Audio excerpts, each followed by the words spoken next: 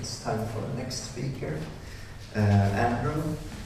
Please welcome to enter the stage. Thanks for the invitation to come here and share the evening with you. The topic of tonight's seminar is something which sort of appealed to me very much, the idea of putting two different things together like land reform and open source into a similar space for conversation. And actually my own sort of organizational work and cultural producer work really often plays with this bringing together of different things and finding out and researching what might be in common between them. And just as a brief introduction, at the moment I'm involved in this project for Pixelate Helsinki Festival, which is a festival of electronic arts and subcultures.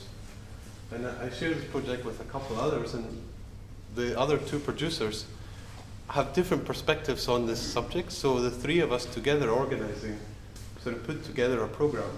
And you can see the title here, Herbologies in Foraging Networks. What does it mean? What is the relationship between plants, which are edible or medicinal, and online culture and network culture, and some of the things that we've been listening to already this evening. So I really appreciate this type of context to explore subjects you wouldn't normally put together. And I'm going to continue that today with two different things. Tapio, if you could please move on to the next page, because I'm going to start with a brief introduction to the idea of open, or openness, or open source, with reference to this really great project called Open Everything Wiki. And it's a group of people who have spent time researching and investigating what might openness mean, and certainly making a space to share the findings that they have. You can read here that openness is involving transparency, where you want to see inside of it, to study it, to get to know it.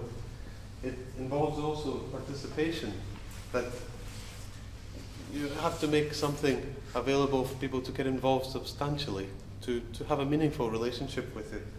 And then this other quality is flexibility, the ability to edit and change and sort of contribute to its development.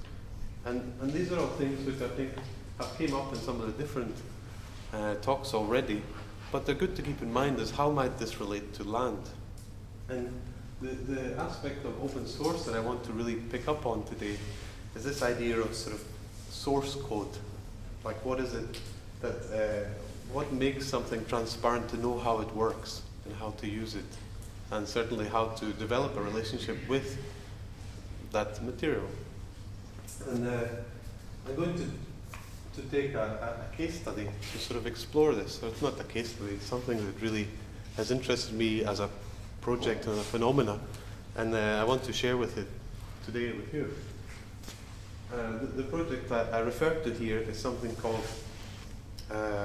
this is a sort of English language website for what is called the Anastasia phenomena or movement in Russia and former Soviet CIS states in Asia.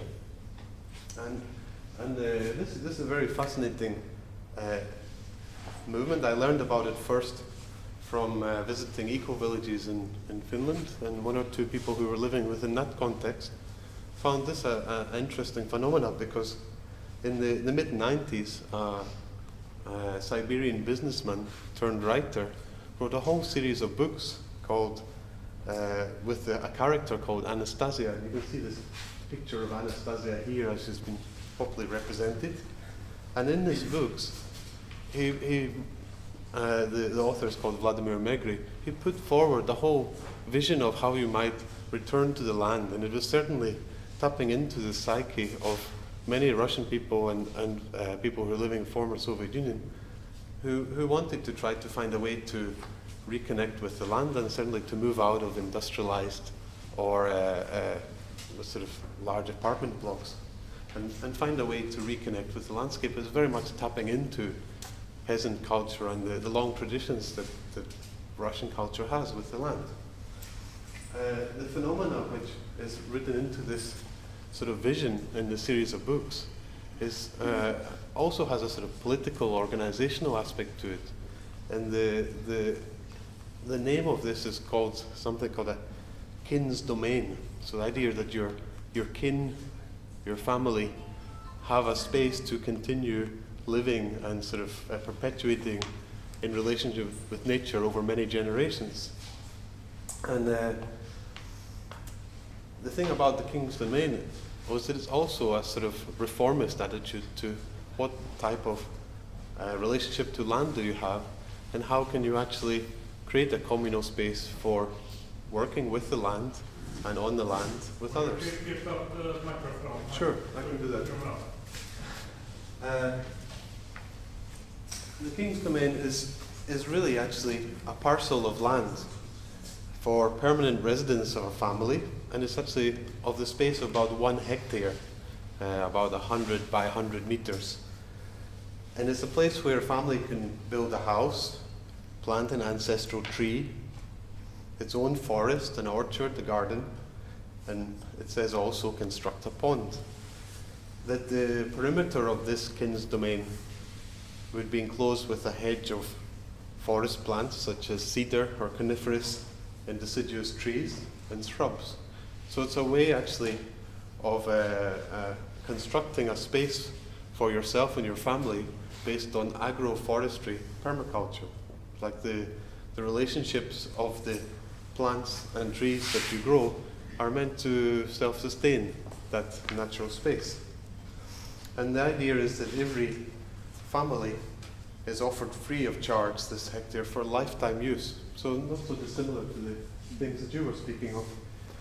And that the produce grown on this domain, as well as the domain itself, is not subject to tax.